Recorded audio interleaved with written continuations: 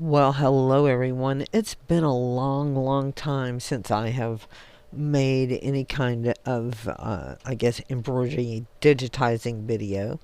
And I'd done a different kind of video, and somebody's like, hey, you haven't showed us how to do that. And I'm like, thinking to myself, well, last time I tried to record something, I couldn't get the microphone to work, and then the recording software wouldn't work, and well, I finally figured out, hopefully, some of those issues, and I thought, I've been wanting to do one of those wall hangings like you see with the letters that might say welcome or autumn or something like that.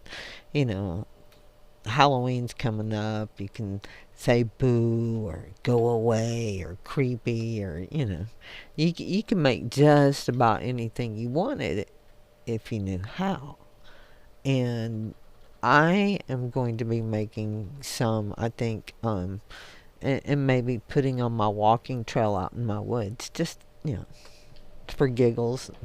And sorry if you hear a fan come on, but it's hot, and uh, while there is central air in here and stuff, this room does get a little warm, so I have additional cooling to help in my old age hot flashes. Anyway, so here I am in Embird. I'm in the editor, and I actually have a brother. I'm just going to call it 8 by 12. It's 7.9 something by 12 inch hoop, and it is set horizontal, and I am about to go into studio. So we're going to get started. It has been a very long time since I have tried to digitize anything, so you will have to understand that I might be a little bit rusty here. But one of the first things that we're going to do is I'm actually, let's see where I can do it at. I can't even remember where my tools are.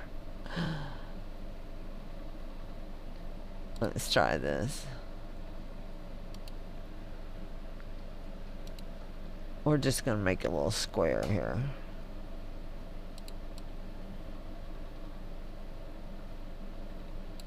And we're going to generate the stitches.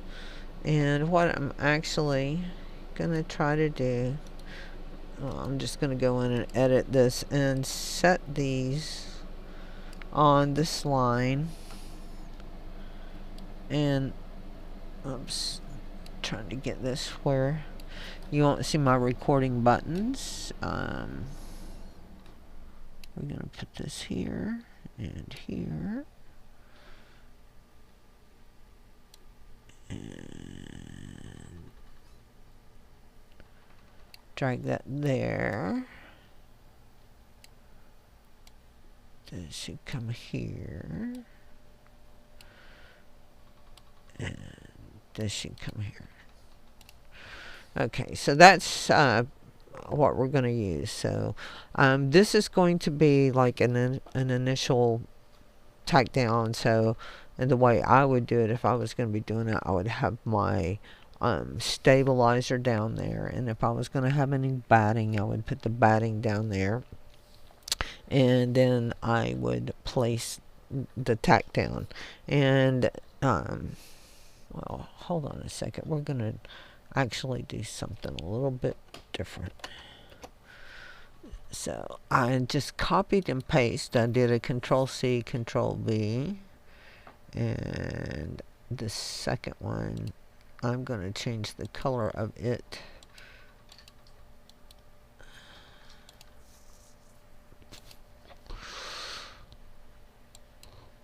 I'm just going to do a color right now. And I'm going to order this one to the back. And then I am going to edit this. Where is it? Under transform, under the transformation window, you can see the size of it now. And what I want to do is just make this 99%. 99%. Let's see what that does. And say apply. And we're going to generate the stitches again. And you'll be able to see if I get off of here. It's a light color. Sorry I picked that. Let me pick a darker color. And I'm gonna pick my colors. So I've got my own color charts. I'm just gonna pick a dark color. That way we can see it. And this one I'm gonna make a color for my catalog too. Okay. So the inner one will be the one that would be the tack down for the your batting, and then you would take it out and cut it, you know, the way you wanted it to. If you were going to trim it at all, or if you were going to leave the batting on the outsides for when you sew it together, however you want to do that, you know, it's up to you. Anyway, so I would do this next purple line here that would show you where to lay your fabric. I mean, if you can't really tell. And then I am going to copy and paste that one and change the color for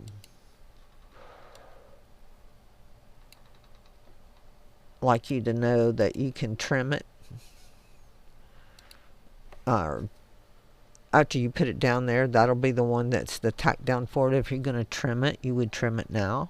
If we're going to be putting on fabrics for the top, side, and bottom for like bindings and stuff, I would just kind of leave it right now, because you're going to want to do some of that trimming and stuff later on maybe. But if you can eyeball it, you could probably leave a 1/4 inch to the side or something like that. I don't know.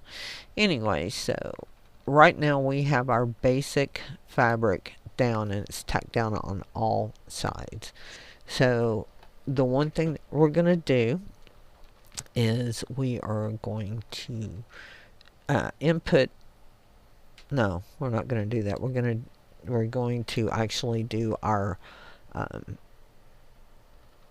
borders and stuff right now, because we're going to make this where it's going to be the top or the bottom, and then you just come in and add your letter after that. So what we're going to do is we're going to follow this line right here, this red line, and I'm going to go there and there, and I'm going to generate my stitches. And that's kind of going to be where you're going to lay down the piece of fabric that you're going to sew, or that the machine's going to sew. When you lay it down, you're actually, let me zoom in here a little bit. Now I hate to do this because I know it's a pain in the butt to look at. Whoops. When you lay your fabric down, you will want to lay it with the edge down about a 1/4 inch to the side, so that when you fold it back, you know, there's enough that's going to catch it there, and you know that you can fold it back over. So you would lay your fabric when you did it with the 2-inch strip. There would be a 1/4 inch here, and then 2 1/4 inches over here. You would lay it down,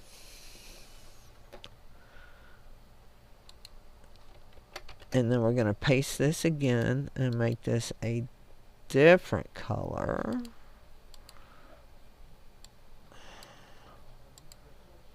We're going to make this smoke blue, and we're going to generate the stitches.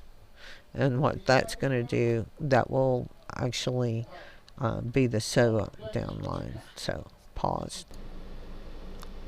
Sorry about that. I don't know if you heard any of the background. I don't know. I had people coming down the stairs, and I just figured, nah. Anyway, so we've got the left side of the fabric. We've had the placement and the tack down line. So what I will do is I will take the two lines there and I will copy them and I will paste them and then move them to the I'm gonna group these and try to move it if I can. Well, let's move everything else, or I will hide everything else.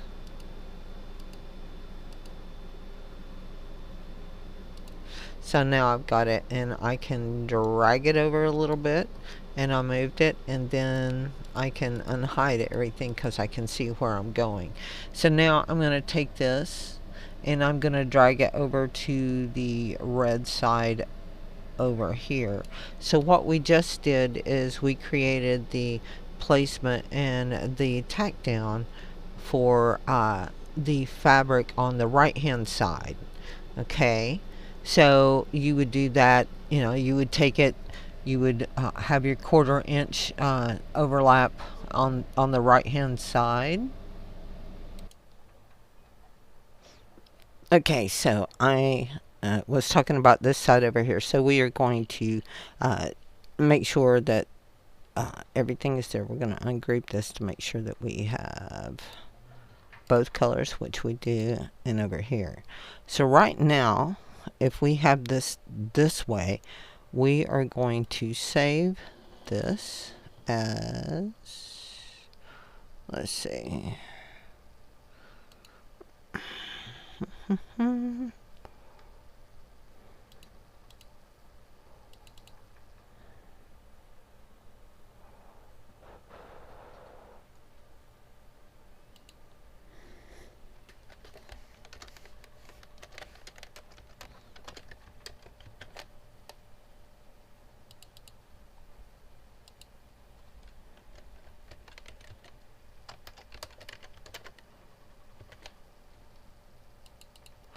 So we're going to, I'll put this in a wall hanging thing. So we're going to put this as centers, 8 by 12. And the way it is right now with the putting the fabric on this side and this side, it's going to be your centers. Okay. So the next thing that we would do would be do a line from here to here, generate the stitches, and then we're going to copy that and paste it, and I'm going to change the color from the catalog. I'm just going to go down here and pick one. So this is going to be doing the top, which would be when you put the fabric on up here and fold it back, this would be like the very top of the wall hanging that's going down, or if it's going left to right, it would be either the left or the right, however you want to look at it. But right now for this video, we're going to talk about this as the right. So all of this together, I'm going to group it, and I am going to save this as the top.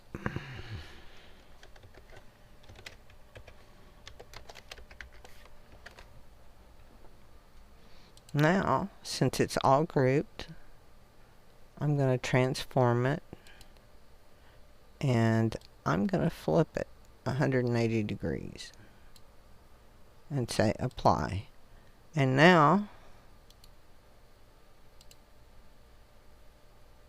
I'll close this out. I'll generate the stitches and I'll ungroup this so that you see now the bottom line, the very last line we did, is on the bottom. So this would be the one for the very bottom of your wall hanging. So I'm going to go ahead and group all of this stuff again. And I'm going to save this as bottom dash 8 by 12. Okay, so that's going to get our basic shapes. And then next I'm going to show you how we're actually going to make the wall hangings. But this is already 15 minutes and we will get into this next time. Until then, I'll talk to you later. Bye.